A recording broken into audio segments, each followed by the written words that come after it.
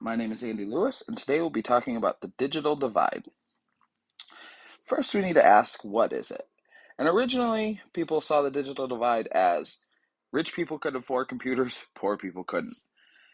But the definition has changed because in 2006, Jacob Nielsen categorized three stages: economic divide, usability divide, and the empowerment divide, which made it where the digital divide is technical and financial.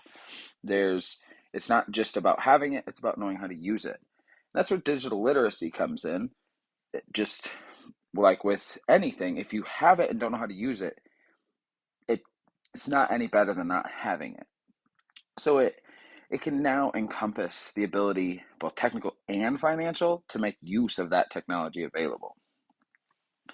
And so we have to look at who is impacted, and it's found that 40% of kindergarten through 12th grade students of color are either struggling with digital illiteracy or lack of availability. It's also found that nearly half of the people without at home internet come from Black and Hispanic homes. Now we've got a little chart here to look at, and this is internet access by race, which just kind of shows like Caucasians have 66% of Caucasians have internet at home. Only 51% of Hispanics and 49% of African Americans. And that, you can just see is quite the difference. And then it brings up this point, which is students' internet access. And, well, speaking to teachers from poor areas, they're saying that 54% of these students have internet at school, which is still not a lot, especially nowadays, but only 18% of them have it at home, which obviously, not even just counting the pandemic, could you imagine doing all of your homework without internet? And they have broken down the digital literacy into four distinct components. Infrastructure, which is like things like internet speeds, access to broadband versus just dial up or something.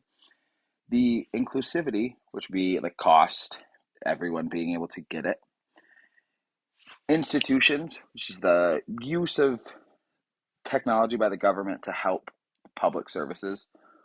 And digital proficiency, which obviously is people's skills in using the technology.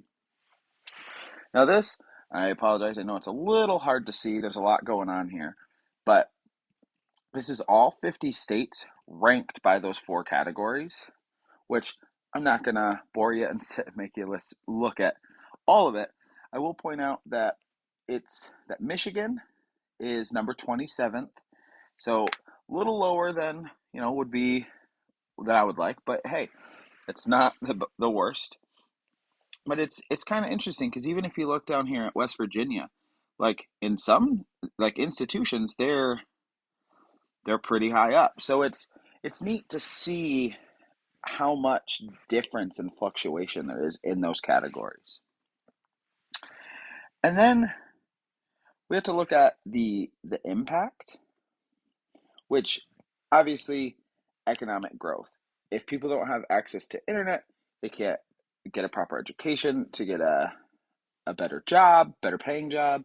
They also can't order things online even, which obviously helps the economy.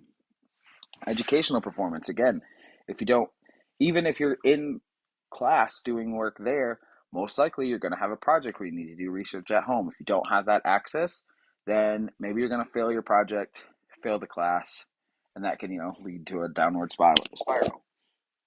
Healthcare access, even telehealth, has become a big thing, especially in the last couple of years.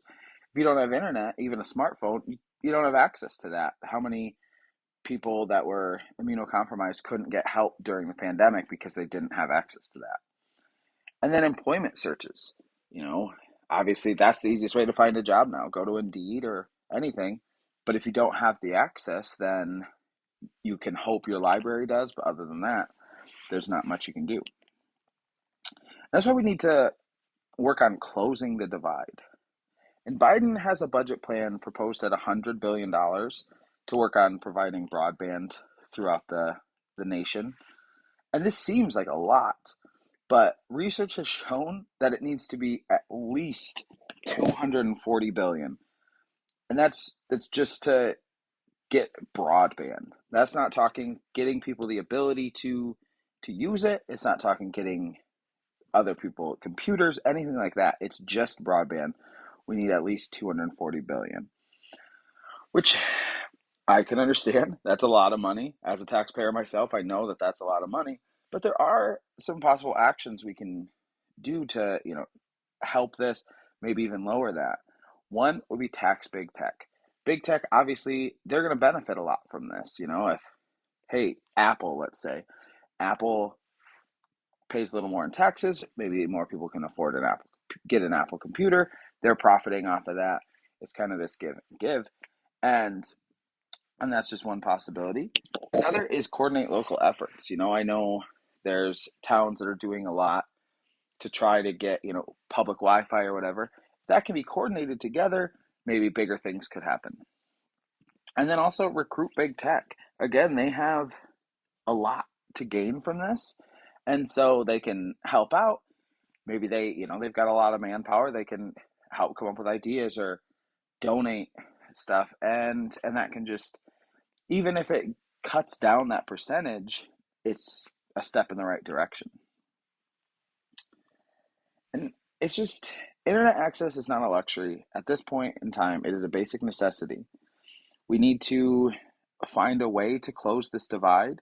And we might not ever get it down to a fully closed 0% of the people don't have access to internet. But we need to lower it. When you look at 18% of kids having internet at home, that means 82 don't. In this day and age, I couldn't imagine going, you know, 45 minutes without internet some days. So that is all I have for us today, but I hope that this was interesting and, maybe you can think of possible solutions to the digital divide. Have a great day.